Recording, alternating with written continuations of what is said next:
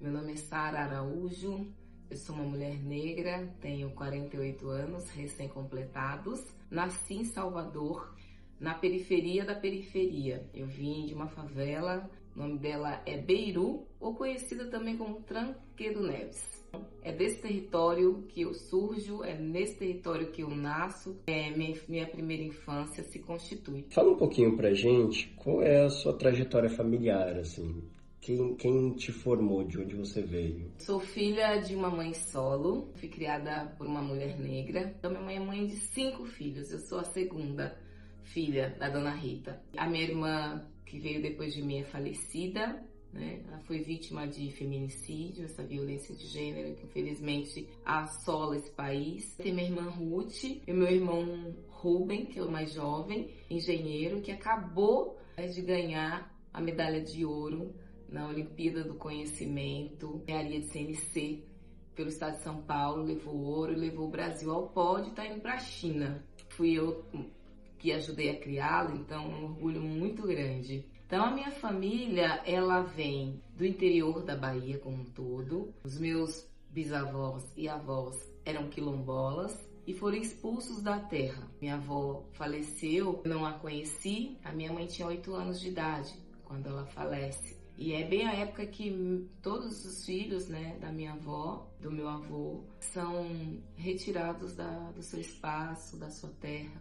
e são forçados a sair do seu território, né? Quem gosta de literatura, eu espero que vocês gostem de literatura. Talvez tenha lido Torto Arado, se não leram, espero que leiam. Fica aí a dica. Fica a dica. Ali fala um pouco, né, dessas famílias negras que são expulsas de suas terras pela violência levada ao campo. Pessoas brancas vão lá tomar a terra e a minha família foi vítima desse êxodo forçado. Por essa razão que nós vamos, né, no caso minha mãe, depois vai morar numa favelização. Era o único espaço, território que acolhia esses corpos, né? Eu fui criada por essa mãe negra, essa mulher preta, desde cedo cercada também por minhas tias, outras mulheres negras que me deu suporte. E eu começo a trabalhar muito cedo, infelizmente, né? Porque criança, como diz a música, criança não tem que trabalhar, criança tem que brincar, criança tem que estar na escola. Mas assim, eu cedo mesmo comecei a trabalhar, mas também eu não abandonei a escola, né? Então fazer essa dupla jornada de estudo e de trabalho. Como a sua família, assim, como os seus afetos, Sara, influenciaram na pessoa que você é hoje? Quer dizer, você já, né, tá fazendo essa construção pra gente de uma jornada que foi muito árdua, mas em que medida você atribui a eles, né, essa mulher que você é hoje, enquanto profissional e enquanto ativista? Apesar de sairmos de espaços de muita falta de moradia, falta de alimentação, falta de trabalho, falta de tudo mesmo, a minha família, minhas tias, meus primos, sempre foram pessoas muito amorosas. Então, nós nos protegíamos. Eu tenho uma lembrança muito forte da minha tia Meiru, da minha tia Tonha. Minha tia Meiru era uma mulher de terreiro. Era devota, né, dos IBGs. As pessoas entendem aí como Cosme e Damião, né, 27 de setembro, a gente comemora. E eu tenho uma lembrança muito viva que no quintal da minha tia tinha uma plantação de quiabo. E aí, eu adorava quando chegava essa época, porque ia para casa da minha tia, porque ela ia fazer o caruru. Ela fazia vatapá, mas principalmente era porque ela me convidava, minha irmã, os filhos, para colher o quiabo. Então a gente ia lá para a plantação de quiabo e ela explicava, olha, pega na pontinha, dá uma quebradinha, vamos ver se esse tá bom, se esse tá molinho, os mais molinhos que são os importantes para fazer. Se estiverem duros já não serve mais. Deixa para dar para as galinhas. E era um momento de muita algazarra, de muita alegria, de muito, né? Adorava ver a flor do quiabo, aquele amarelo bonito, e a gente pegava, colocava no cabelo e brincava, era uma farra. Mas também era uma forma da nossa tia mostrar um pouco dessa tecnologia ancestral, da abundância, que a terra dá, se a gente plantar, que a gente pode conviver em harmonia com a natureza, que a gente pode celebrar e deve celebrar a vida.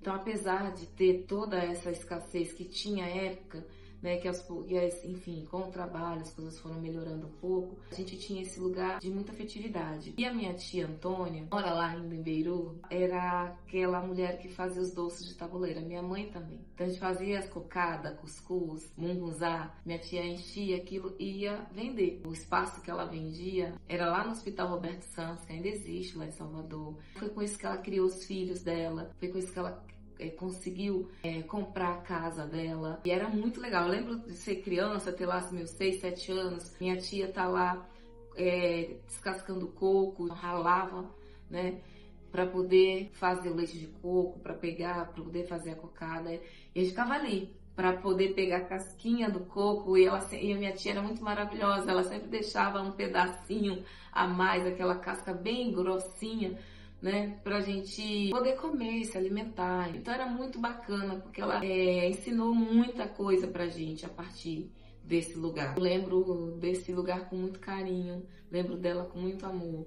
Mostra, assim, como essa rede de afeto, as relações familiares. Eu sei que nem todo mundo tem, que nem toda casa tem esse espaço, né? Teve momentos na minha vida, tive experiências muito dolorosas, né? De violência. Não partiu da minha mãe, mas partiu de relações que ela teve, né? Minha mãe se casou novamente, depois se divorciou. E eu lembro de ter padrastos extremamente violentos. Então, nem tudo foi lindo, né? Mas, assim, da minha família materna, foram momentos de muito aprendizado, muito amor. E esse amor eu trouxe ao que me constituiu, me constitui e que eu trago na vida. Você foi uma criança sonhadora? Sabe? Porque você fala de uma forma da tua infância como quem sonha. Você foi uma criança sonhadora? E se sim, né, na sua opinião, qual é a importância de que crianças negros e negras sonhem? Ali na minha primeira infância, eu sonhava em ter uma casa. A gente não tinha, vivia pulando de casa em casa, em espaços muito precarizados, e quando minha mãe conseguia alugar uma casa, era bem precária. Cainho, que é uma das personagens incríveis desse livro, um dos filhos da Rita, eu me vejo muito nele, porque ele era aquela criança que só ia observando tudo, e ele se movimentava, mesmo sem ninguém pedir que ele se movimentasse. Era ele que dava muito valor aos livros, à escola, nunca faltava, mesmo chovendo, mesmo sem ter às vezes o que comer, né? Era um menino que valorizava muito a educação, porque via nela uma chave de mudança. E eu fui essa criança, né, que não tinha o solo para morar, não tinha casa, vivia migrando de casa em casa. E eu sonhava com uma casa. A primeira coisa que eu sonhava era com uma casa em que eu pudesse dormir sem ter medo da chuva entrar, sem ter medo dos ratos e as baratas andarem. Sonhava com comida, sonhava em ter comida e estar com a barriga cheia, porque o barulho da fome, o ronco do estômago não é bonito. Eu sonhava sair daquela situação. E ir para a escola, primeiro eu ia por conta da merenda, vou ser bem honesta. Eu não ia porque eu gostava da professora, embora eu gostasse dos livros, mas a primeira coisa era comer. Com o tempo, eu me apaixonei tanto pela escola, por aprender a ler. A primeira vez que eu aprendi a escrever meu nome foi a coisa mais revolucionária para mim. Quando eu aprendi a ler, eu queria ler tudo, até bula de remédio. Quando eu descobri que existia biblioteca, virou minha segunda casa. Aí eu queria ir embora mesmo. Era literalmente a bibliotecária chegava e falava: olha, tem que fechar, você precisa ir embora. Então ali eu me refugiava, porque a leitura me fazia sonhar com mundos possíveis, sabe? Aquelas personagens me faziam viajar. Eu queria conhecer o mundo através daquele lugar. E aí eu percebi que através da leitura havia possibilidade de sonhos. E através da educação, depois eu descobri que eu podia materializar aqueles sonhos. E foi por isso que eu agarrei na educação, na escola, como uma tábua de salvação. Porque não havia outros caminhos. Eu trabalhava. E como eu trabalhava? Só que para corpos como o meu, no lugar que eu trabalhava, porque às vezes a gente escuta as pessoas dizerem assim: olha, trabalha porque se você trabalhar, você vai conseguir. É verdade que pelo trabalho a gente consegue coisas, mas não da forma que essas pessoas dizem que a gente vai conseguir. Você ficar milionário. Não. Se você não tem herança, ou se você não é um corrupto, você não enriquece. Se você é herdeiro, você tirou de alguém. Se você é corrupto, a corrupção é crime. E o crime não compensa. E o trabalho, eu acredito no trabalho. Tanto que eu trabalho desde sempre. E é com esse trabalho que eu tenho conquistado algumas coisas. E para eu estar no trabalho que eu estou hoje, a gente vai chegar lá, foi através da educação, foi através das políticas públicas. Por isso que é tão importante lutarmos por políticas públicas, lutarmos pela educação. Porque literalmente elas salvam vidas. Ela salvou a minha, salvou a do meu irmão, salvou dos meus amigos, dos meus primos, de tantas pessoas que eu conheço. E tem salvado a vida de tantas outras pessoas. Como é que você se tornou a profissional que você é hoje, assim, pensando desde o vestibular, a escolha de profissão, como é que você chegou até aqui? Eu era trabalhadora doméstica e estudava. E um dia, no almoço, eu morava no meu trabalho. Eu via os filhos dos patrões falando assim, quando eu chegar à idade eu vou prestar medicina, eu vou ser arquiteto, eu vou ser engenheiro, vou fazer medicina veterinária, vou fazer odontologia. E aí alguém falou assim, vou fazer jornalismo. A minha única referência, enquanto pessoa negra, era a Glória Maria. E aí eu falei, vou fazer jornalismo. E aí eu lembro que um dos meus filhos do meu patrão, que também foi meu padrinho depois, falou assim, sonha bem alto, porque quanto maior o sonho, maior a queda. E aquilo ali foi para um lugar assim de muita dor. Porque eu pensei, por que eu não posso fazer se todas essas pessoas aí podem?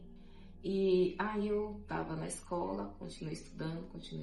Quando eu terminei, eu fui estudar por conta. E a minha primeira graduação que eu queria fazer era ser jornalista. Mas eu não passei, mas não desisti. Fui testando, fui pensando. Aí meus sonhos foram mudando. E aí eu já não queria mais ser jornalista. Queria ser historiadora, fazer letras. Meu melhor amigo mudou para Maringá para fazer mestrado. Eu vim para cá. Conheci a UEM, me apaixonei. Aí eu falei, vou fazer história. Aí prestei, não passei. No mesmo ano, eu prestei o Enem. E minha nota foi muito alta. E aí eu me inscrevi em História, em Letras, na USC, que era uma faculdade bem renomada lá em Bauru. Mas aí você tinha que se inscrever na época em 5 cursos. Tudo em humanas, né? Que é o que eu queria. Acabei fazendo uma opção por Direito. E consegui o primeiro lugar, porque minha nota tinha sido muito alta. E aí fui pro Direito. E cursei Direito, fiz estágio no Direito, Defensoria Pública, Ministério Público. Me apaixonei pela Defensoria Pública. Depois que formada, ter passado na OAB também. E é onde eu estou trabalhando, mudando a vida e a realidade de muita gente. Trabalho com muito amor, porque eu amo o que eu faço. É desse trabalho que eu me sustentei meu filho, posso viajar, comprar meus livros que antes eu não conseguia, que hoje eu já consigo, né? Então, acho que é isso. Quais foram os desafios que cruzaram o teu caminho? Foram inúmeros, né? Eu fui uma estudante trabalhadora, mãe, arrimo de família, porque nessa época minha mãe se divorciou, adoeceu, então eu trabalhava, continuei na verdade trabalhando, sustentava a casa, minha mãe, meus 2 irmãos, Ruth e Ruben, e o meu filho, né?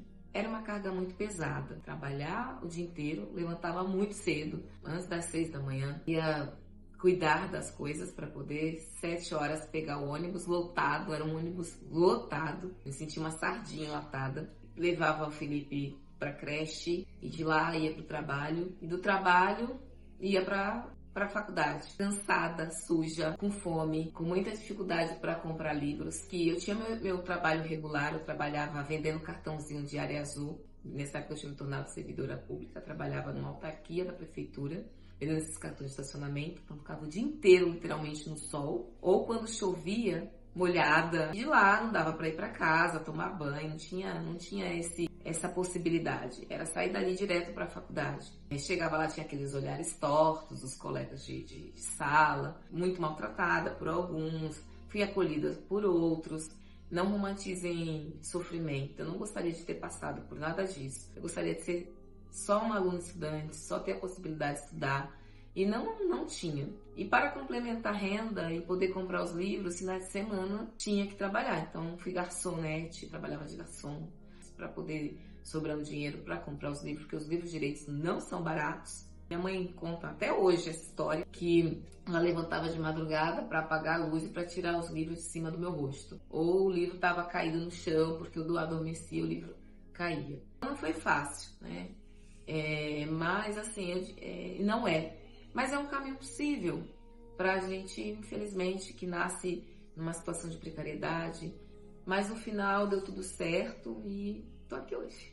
E aí eu queria saber como que você lidou com o racismo ao longo da sua vida, né? E, na sua opinião, quais são as estratégias que a gente pode estabelecer, quais os caminhos que a gente pode tomar para, se não acabar com ele, pelo menos mitigar?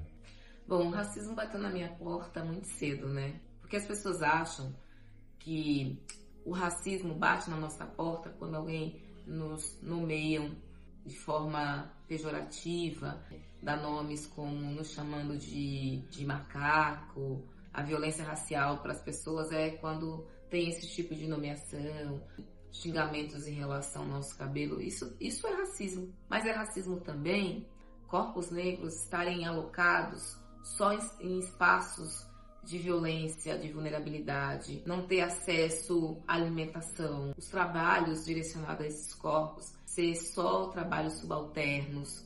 Quando você vai ao médico, procura por um médico, uma médica, e você só vê médicos e médicas brancas, você nunca se perguntou onde estão os médicos negros e negras? Quando você vai procurar um sistema de justiça, o juiz, o promotor, o advogado, a advogada, a juíza, a promotora, serem só pessoas brancas, você não perguntou por que pessoas negras não estão lá? Isso também é racismo, mas as pessoas acham que não. Muito cedo, quando riam do meu corpo, riam do meu cabelo. Eu lembro com 6 anos de idade, olhar pra mim e falarem assim: tem a Lisabel, manda sua mãe passar a Lisabel no seu cabelo. Sua casa não tem pente. Me chamarem de fedida, negra do cabelo duro. Então o racismo bateu muito cedo e continuou batendo à minha porta a vida toda. Eu não tive um descanso. É um segurança que até hoje, quando eu vou ao mercado, né, me segue. Às vezes eu falo pra ele assim: olha, meu cabelo tá loiro, mas eu não sou a Beyoncé. Eu não contratei segurança, não que eu me lembre. Mas olha, eu tô escolhendo um vinho. Eu não bebo vinho, por exemplo, mas às vezes eu convido amigos em casa que bebem e aí eu vou escolher um vinho. Aí o segurança se coloca do meu lado. Aí eu constrangê-lo, aí eu pergunto pra ele: ah, você tá aqui na dupla função, duplo trabalho, você tá ganhando para ser segurança e para ser enólogo também? Na verdade, você é sommelier? Aí ele falou assim: não, só sou segurança. Eu falei: não, mas você tá aqui do meu lado, já ia te pedir uma ajuda, né? Porque você tá aqui, tô achando que você vai querer escolher um vinho, me dar uma indicação, etc. Coisas nesse sentido. Você é um restaurante comer e ficar lá meia hora com uma mão levantada para um garçom ir lá te abordar. Essas questões, essas violências, são violências. Então, lutar contra o racismo, infelizmente, não é uma opção. Eu gostaria de não falar sobre isso. Eu gostaria da questão racial não ser o meu tema, o tema e a abordagem das minhas falas. Mas, infelizmente, ele atravessa os meus dias, todos os dias, e eu preciso me posicionar e reivindicar a minha humanidade a todo momento. Infelizmente, as pessoas negras não têm descanso nem um dia. E quando as pessoas falam assim: ah, descansa militante, que isso é uma tentativa de silenciamento, na verdade elas querem que a gente pare de falar para que elas fiquem confortáveis e nos agredir. Novembro, que nós estamos em novembro, ele é uma data muito importante, né? Um mês importante. O 20 de novembro é uma data importante, que inclusive foi um gaúcho que criou essa data. O nome dele é Oliveira Silveira, um poeta do movimento negro rio-grandense. Lutar é isso, também resgatar a memória, é lembrar quem veio antes da gente. E assim, para finalizar, o que eu posso dizer para você que tá aí pensando: ah, eu não sou uma pessoa bonita, ah, disseram que eu não sou, não acredite, né? Porque o espelho lhe engana muito, né? Acho que a gente precisa ser menos Narciso e ser mais Oxum. Olhar no espelho de Oxum, esse espelho que quebra essa lógica colonial, que disse que corpos negros não são belos, que não são bonitos. Oxum faz esse reposicionamento e diz que você é sim. E que também ele olha pra gente e olha também para a sociedade. É um espelho com dupla função, não é um espelho que fica só em nós mesmos. Então, acho que é isso. Crianças, adolescentes, sonhem seus sonhos e lute para materializá-los, né? Eu, na minha infância, nunca imaginei, eu sonhava, né, em sair daquela condição, mas nunca imaginei que eu pudesse, né? Por exemplo, hoje eu sou advogada, formei depois em Ciências Sociais, hoje estou fazendo mestrado em Ciências Sociais, então tem uma caminhada, uma jornada muito bonita nesse lugar, que eu gosto muito.